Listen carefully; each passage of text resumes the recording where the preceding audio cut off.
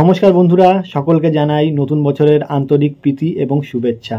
তো আশা করব এই বছর অনেক অনেক ভালো কাটবে সবার প্রত্যেকের, এবং আশা করব প্রত্যেকের সকলেরই কিন্তু এই নতুন বছরে নতুন কিছু দারুণ কিছু ঘটবে।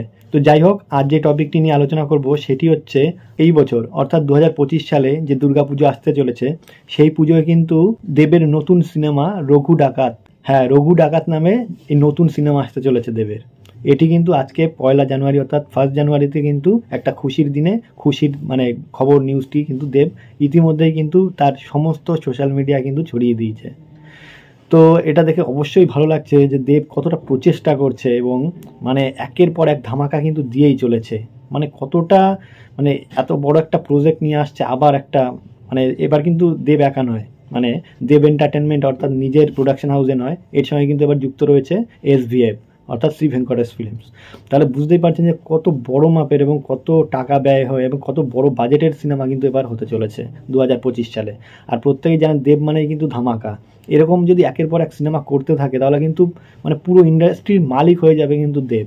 জাস্ট কল্পনাই করতে পারা যায় না যে এরকম প্রজেক্ট। আর দেব খুব সিনসিয়ার একজন ছেলে, যে ধরনের সিনেমা সে করে খুব ভাবনা চিন্তা করে, একটা কাজ অফার পেলাম বলে যে করে ফেললাম এরকম কিন্তু নয়, অনেক চিন্তা ভাবনা করে। আমি এরকম ইন্ডাস্ট্রিতে বলিউড ইন্ডাস্ট্রিতে কিন্তু একমাত্র আমির খানকে দেখি যে অনেক চিন্তা ভাবনা করে একটা সিনেমা যখন করে, সে নিজেও রিসার্চ করে যে এরকম সিনেমা করা যাবে কিনা। তো দেবও কিন্তু এরকম বেছে বেছে খুব সুন্দর গল্প নিয়ে কিন্তু সিনেমা বানাচ্ছে এবং বড় প্রজেক্ট নিয়ে। তো এখন দেখার বিষয় হচ্ছে এটা কি রবীন্দ্রনাথ ঠাকুরের সেই রঘু ডাকাতের গল্প নিয়ে কি সিনেমা হতে চলেছে, নাকি একটু এখন আলাদা কাহিনী। আমরা প্রত্যেকেই জানি যে রবীন্দ্রনাথ ঠাকুরেরও কিন্তু একটা রচনায় আছে রঘু ডাকাতের গল্প। তো সেখানে দেখা যায় যে একজন দরিদ্র ব্রাহ্মণ ঘরের এক কন্যার বিয়ে হচ্ছে এবং বরযাত্রীও আসে, সেখানে বিয়ের আয়োজন হয়, অনুষ্ঠান হয়।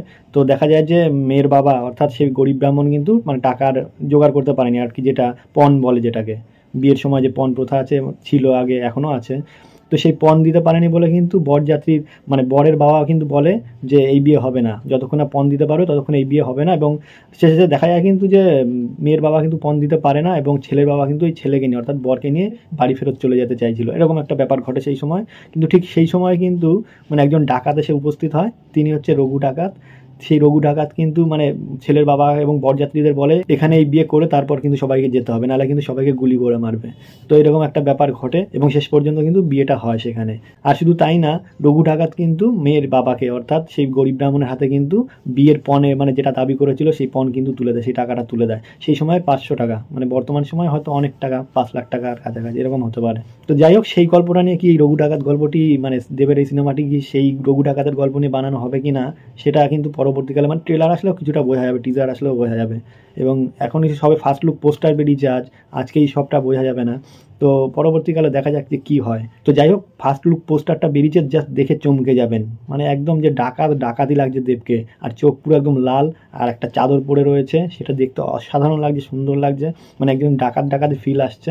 আর চোখ দুটো কিন্তু একেবারে প্যাঁচার মতো, সে যে রাতে জেগে থাকে ডাকাতি করে, সেটা তার চোখ দেখলেই বোঝা যাবে, সেটা তার চোখ দেখলে কিন্তু বোঝা যাবে।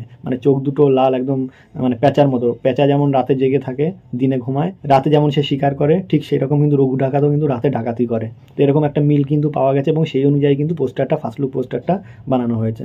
তো যাই হোক, সব কিছু মিলে কিন্তু দুর্দান্ত লাগছে এবং সবথেকে ভালো লাগছে এটাই যে দেব কিন্তু একের পর এক দারুণ কাজ করে চলেছে এবং প্রত্যেকটা সিনেমা কিন্তু সুপার ডুপার হিট হচ্ছে। আশা করবো 2025 সালের পুজো একেবারে ধামাকাদার হবে এই সিনেমার মাধ্যমে। তো যাই হোক, এটুকু বলার ছিল, এটা জানানোর জন্যই কিন্তু মূলত এই ভিডিওটি করা। ভিডিওটি যদি ভালো লাগে অবশ্যই লাইক, কমেন্ট এবং শেয়ার করবেন এবং অবশ্যই সাবস্ক্রাইব করবেন। ভিডিওটি এখানেই শেষ করলাম। নমস্কার।